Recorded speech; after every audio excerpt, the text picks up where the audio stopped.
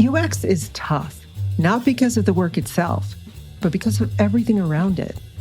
The pressure, the politics, the self-doubt. Joe Natoli has been through it all, and for more than 30 years, he's been helping UXers and designers find their way through the challenges that really make or break a career. Not the wireframes or design tools, but impostor syndrome, office politics, bad bosses, and learning to stand your ground. This is Making UX Work, where he tackles the battles no boot camp, book, or conference ever prepares you for, and shows you how to come out stronger on the other side. When your boss or your client or your colleague comes to you with a plan that they've devised in a vacuum, right, and they say, we need to do A, B, C, and D, you are not required to accept that as fact if you don't agree with it. But you don't have to challenge it either. What you do is you invite that person to think through what they want. So you respond with questions, okay? You say something like, before we get to the method that we should use here, what questions do you and or your boss or the team or whoever would like to have answered? What questions are you hoping that a research effort would answer? In other words, what do you need to know? A lot of times you'll get an honest answer, right? They'll say, well, we made a bunch of product assumptions, guesses, basically. Our VP is pushing me for answers I don't have. So to be honest, what I need to know most is how far off course are we? All right. When somebody says we have to do this or I need you to do this, you reframe the request. You answer it with a question. You say, okay, let's back up. What do you need to know? What do you need to be sure of? Because that's the real question here. All right. Forget the method for a second. This response does a couple things, and they're important things. Number one, it pulls them off that path. Number two, it tells that person that you care about them, that you want to help them get what they want. The reason most people will answer you in this situation is because they get the sense that you genuinely give a shit, okay? You want to understand what their problem is. You want to understand what it is they need to know, and you want to help them get that knowledge. They get the sense that you care about those things, and by extension, that you care about them. Now, people don't voice these things, all right, especially in business environments because it's a little too touchy-feely. But I promise you, it's there. The only people who don't want other people to care about them, no matter how much they protest otherwise, are fucking sociopaths. So when you say, tell me what you need here, you're sending that message, okay? I care. It matters to me. I do this with clients all the time. Product managers in particular often will come to me with bluster and orders, right? Which is based in fear mostly. But, it'll be like, we have to have this done by this day. I counter that with questions. What do you need to know by that day? What do you need to be sure about by that day? What questions do you need to have answered by that point in time?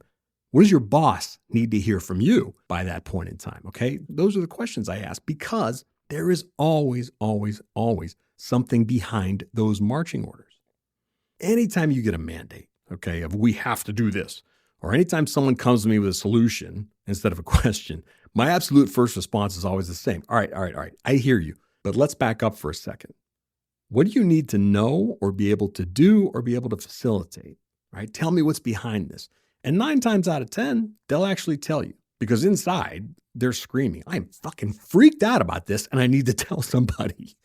They're happy to tell you, well, yeah, we're going to be screwed if we don't have an answer for the CEO by Wednesday morning, or I've got heat coming down to me because of this and this and this and this and this. They've asked me a question I can't answer and I don't know what the hell to tell them. So it comes out in these kind of ways. So the questions I'm suggesting to you are always the right response. Now, I want to pause here for a second and ask you a question. When your boss or your client or your department head does this to you, right, when they come in with a mandate, what emotion do you think is behind that ask, knowing what you know right now? Take a minute and think about your answer. Hit the pause button if you need to, but I really want you to think about this, okay? What's behind that ask? In most cases, the answer is fear. It's, I don't know what I'm doing. I don't even know if this is the right thing. They're asking me for answers I don't have. They're asking me for things I can't provide. I got no intel. I got no data. I don't know how to respond to this or fix this. That's fear. It goes back to what we talked about last time. Okay. I had variations of that discussion all day, yesterday, literally, with different people on different teams, and everyone's going, we're running out of time and we still don't know what the fuck we're supposed to do here. I literally heard that all day long from different people. And I kept saying, okay, fine. Let's table it and let's find out. I get that there's a deadline looming. I get all that. But with all due respect, I don't care. Okay? Let's find out what needs to happen here and why it needs to happen. There's no reason to go forward until we have those answers, because if we do, we're going to produce something that's going to bite everybody in the ass, and then the customer is going to be upset. We're going to be upset. The two subcontractors that are involved are going to be upset. The whole team is going to be upset.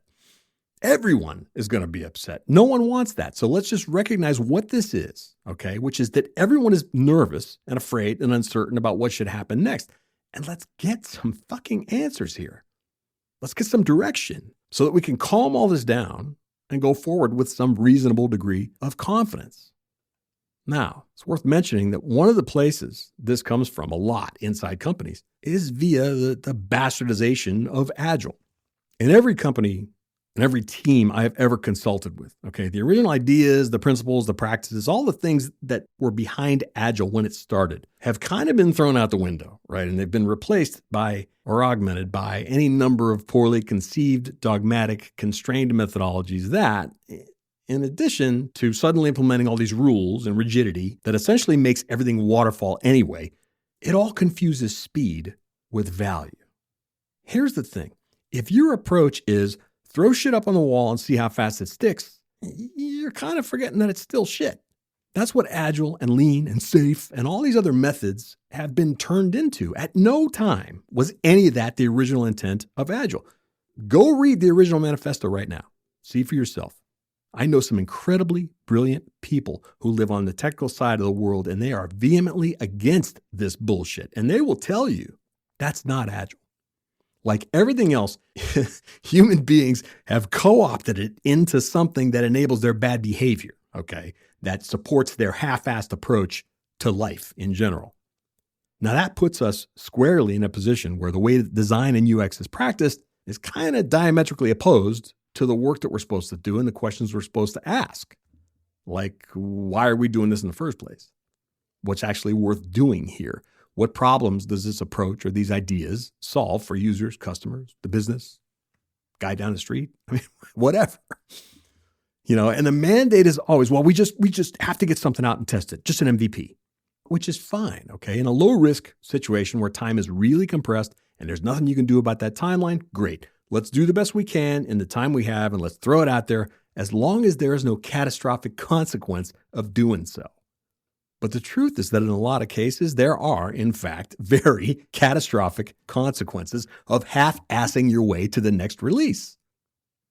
The point here is that my position, all right, from my corner of the world that I can control, I am not going to place that bet for you until I am sure that it will not come back to bite me or you or anyone else in the ass.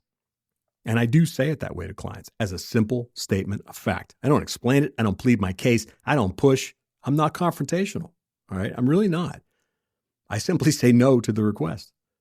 No, we can't do that. Let me get some clarity on this first, and then we'll talk about it. Now, that makes people uncomfortable, and that's okay. So give all that some thought. And in the next episode, I'm going to give you concrete, real-world examples of this and how you can end this stupid cycle of denying your best work and relentlessly second-guessing and punishing yourself. And most importantly, take your power back. One instance at a time.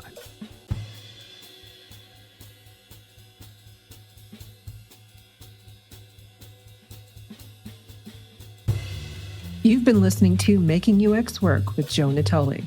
Honest talk about the hidden challenges that shape a design career. See you next time. And until then, onward and upward.